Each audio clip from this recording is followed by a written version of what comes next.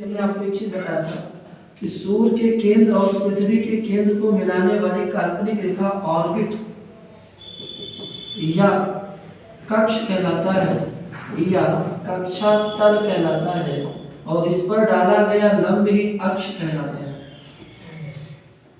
दिमाग में से एक चीज फिक्स हो जाएगी कि आपके कि अक्ष का मतलब हो गया कक्षा तल पर 90 डिग्री, क्योंकि लंब है ये। अगर ये सेंस आपके दिमाग में आ जाएगा तो अगर आपसे पूछा जाए कि अक्षांश अधिकतम कितने डिग्री के मापे जा सकते हैं तो आप चाहिए 90 डिग्री का होता है तो अधिकतम 90 डिग्री माप सकते हैं। बात समझे? ये तो रहा अक्ष और कक्षा तल। इसमें हमने आपको बताया था एक चीज कि अगर पृथ्वी के केंद्र पर अक्ष डालें या लंब डालें तो ये अक्ष कहलाएगा और 90 डिग्री का कोण होगा। पृथ्वी इस अक्ष से 23.5 डिग्री का कोण बनाते हुए अपना पोल बनाती है, इसीलिए हम मानते हैं कि पृथ्वी 23.5 डिग्री झुकी हुई है। सवाल में एग्जाम में पूछ देता है पृथ्वी कक्षा तल से कितने डिग्री का कोण बनाएगी तो आप 23.5 मान के चले जाते हैं, जबकि 90 का बचा हुआ भाग होगा तो 66.5 डिग्री होता है।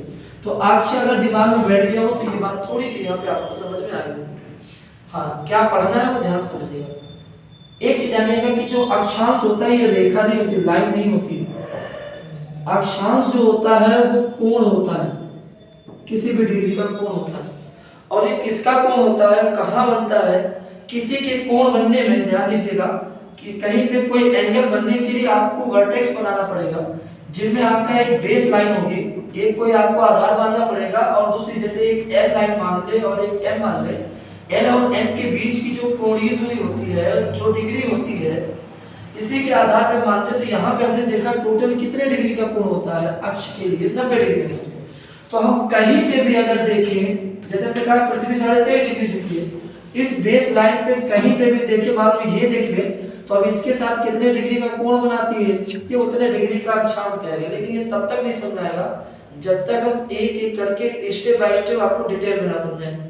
ठीक है, तो एक एक करके समझते रहिएगा। पहले आपको ये जानना होगा कि दूरी और कोणीय दूरी में क्या फर्क है। देखिए, मान लीजिए ये दो लाइन है,